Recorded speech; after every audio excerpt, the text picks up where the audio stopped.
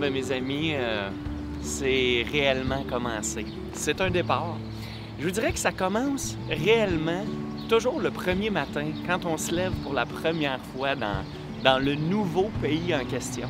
Et là, il est tôt. Je me suis levé à 5 heures et vous comprendrez, il fait déjà clair parce que l'Albanie est sur le même fuseau horaire que le Portugal, l'Espagne et la France. On est pas mal plus à l'est. Donc, je viens de me rendre compte que si je veux voir le lever du soleil en Albanie, il va falloir que je me lève tôt et pas à peu près.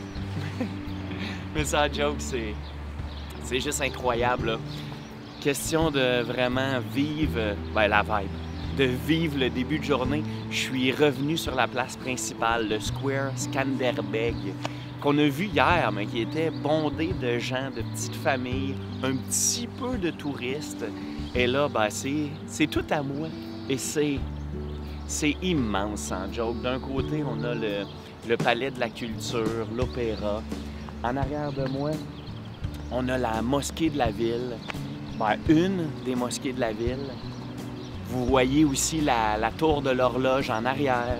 On a la statue équestre, le petit carrosse, là, le carrousel pour les enfants qui était éclairé hier soir. L'Hôtel Plaza de Tirana International Hotel. My God! Ouais, là, c'est réellement un début. On part ça. Aujourd'hui, le plan, c'est de se promener un petit peu à Tirana, peut-être 1 ou 2 heures. J'ai encore des choses à voir. Et je vais m'en aller à Kruj, qui est à une trentaine de minutes, maximum 1 heure au nord de la ville et qui est supposé être très, très beau. Une belle petite ville. Man, ce qui me surprend le plus de Tirana, imaginez-vous ça, il paraît qu'en 1985, il n'y avait aucune voiture dans tout le pays. Puis il faut aussi savoir que l'Albanie, c'est un petit peu comme la Corée du Nord de l'Europe. Pendant le régime communiste du début des années 60 jusqu'en 90-91, avec la chute du régime, le pays était complètement fermé. Quand il y a eu un petit refroidissement avec l'URSS, ils se sont retrouvés complètement isolés. C'est pour ça qu'au pays, on retrouve un peu des bunkers autour qui suivent la frontière. Et il n'y a pas grand-chose qui sortait, il n'y a pas grand-chose qui entrait. On s'entend, hein? C'est pas comme la Corée du Nord, mais si on veut faire une petite comparaison.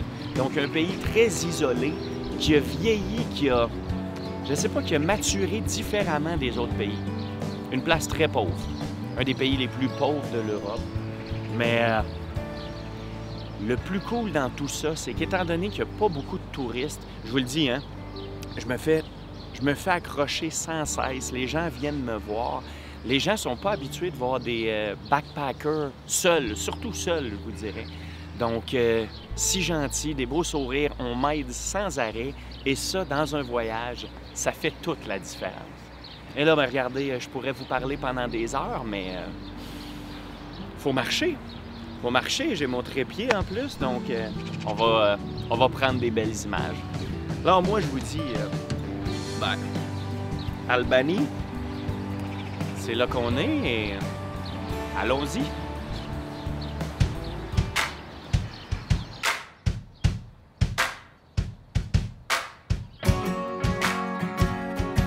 Il n'y a vraiment rien de mieux que de se réveiller tôt et de partir à la découverte d'une ville. Vraiment rien de mieux. Tirana est encore endormi et les seules personnes que je croise sont les gens qui se lèvent tôt pour ouvrir leur restaurant ou leur boutique, ou ceux qui font leur exercice matinal. Et tranquillement, on peut observer la ville se réveiller. On peut admirer la capitale du pays ouvrir ses yeux, commencer à respirer. Et là, c'est le temps de marcher un peu et d'explorer chaque rue, chaque ruelle, chaque raccoin de cette belle ville. En commençant par la Grande Mosquée, dont la construction a débuté en janvier 2015. Elle n'était toujours pas terminée lors de ma visite, mais devrait l'être aujourd'hui. Elle est située à proximité du Parlement et elle est caractérisée par l'architecture ottomane. Il faut aussi savoir que c'est la plus grande mosquée de toutes les Balkans et elle est vraiment impressionnante.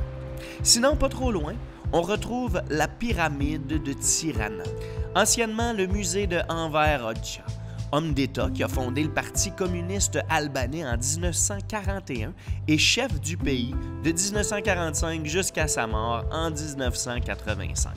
Isolant du même coup le pays du reste de l'Europe, sa dictature est considérée comme l'une des plus répressives et des plus sanglantes de l'histoire contemporaine de l'Europe. Il proclame aussi l'Albanie en 1967 comme étant le premier État athée du monde. Sinon, on se promène un peu dans le quartier Beloku, qui était interdit à la population pendant la période communiste. C'était la zone de résidence des hauts dirigeants du parti. On peut même encore voir l'ancienne maison de Enver Hoxha. Mais aujourd'hui, c'est un quartier branché et coloré, avec des bons restos, des cafés, comme tout quartier branché en fait. Et il est vraiment agréable à parcourir. Et question de bien terminer tout ça, dans cette magnifique capitale, on s'installe dans le parc Renia, le Renia Park. Une belle place centrale, pleine de verdure, de tranquillité et bien entourée par des belles façades. Bref, c'est un endroit parfait pour apprécier une dernière fois cette belle ville avant de poursuivre mon chemin ailleurs, vers d'autres cieux.